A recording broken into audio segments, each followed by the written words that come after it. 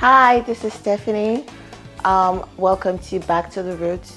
Back to the roots. Like we want to do things the way it used to be, the original way. That's the best way. That's how it's supposed to be. And welcome to Keeping Up with Otobo. We'll be right back.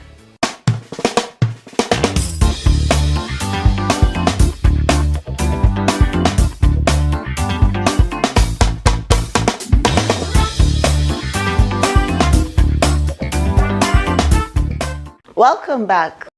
It's your host Stephanie Otobo on Back to the Root. My topic today is a common factor that affects everybody in Nigeria, and that is corruption.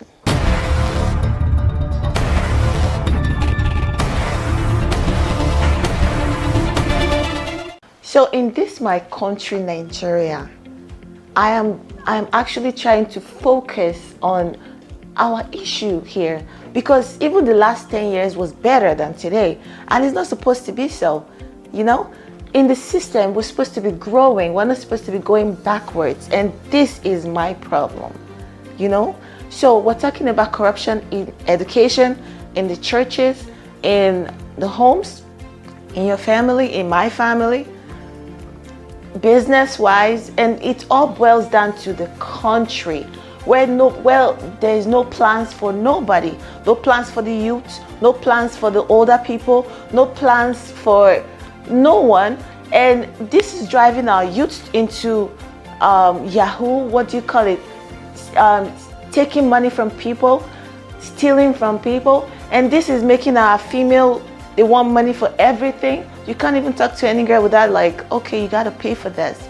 And I don't blame them. How are you supposed to blame them? You walk around and call people prostitute. How do you expect them to eat? How do you expect them to survive in a country where there is no hope? There is absolutely no hope. There is no hope for the younger ones.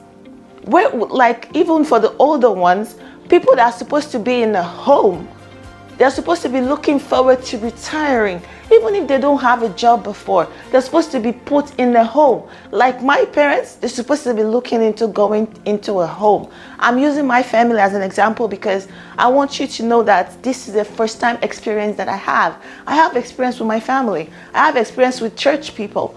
So I'm going to be talking about my first hand experience.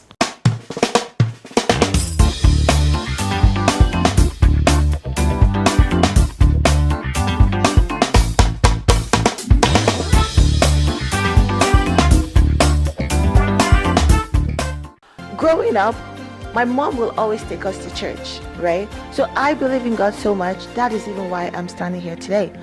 And why believing in God, I understand that God goes from generation to generation. It doesn't go backwards. So there are people who are really old that should be looking into retiring to a home. There should be plans for older people.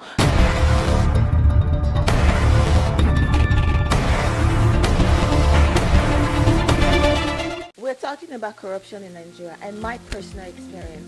This is a country where my own father, when he's scared or when he's in trouble, he has nobody to run to the extent that I was in trouble in public eyes.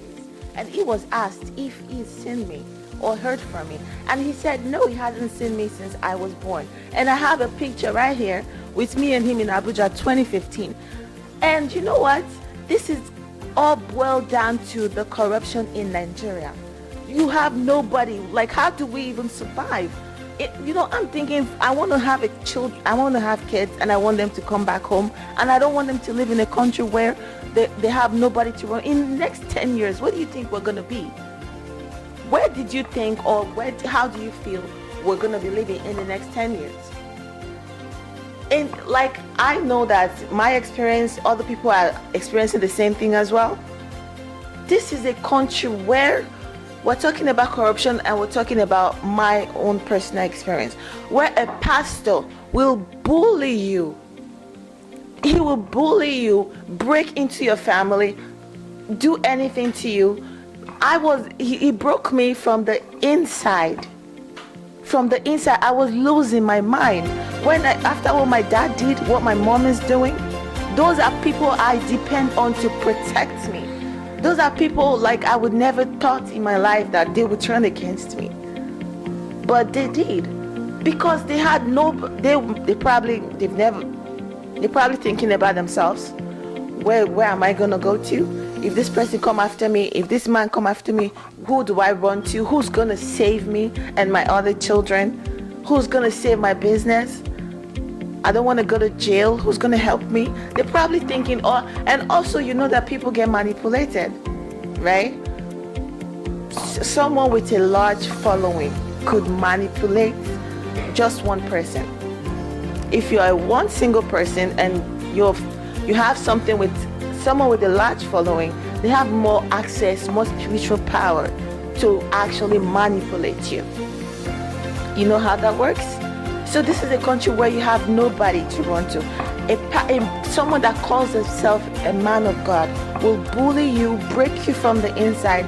I was losing my mind. I had to do whatever he wants to get out of it so I can focus on my family, so I can actually look into my family.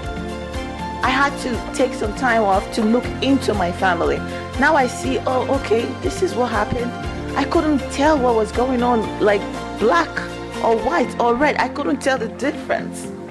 Everything was like, the experience was so bad. That's why I'm out here with the pain I've been through. I don't want people to go through it anymore. I don't want people to, and I want people to actually understand that it's painful. People you trust, you've known all your life. My daddy used to be my hero. Since then, I don't know, because I just feel like, you know what, you need deliverance. Usually when he prays for me, I feel like, oh wow. But now if he say he wants to pray for me, I'll run away, because I feel like, I can't lie. I can't pretend. You were my hero before, but you came out and you lied. I don't care what you were going through. I can't understand. My heart cannot really get it.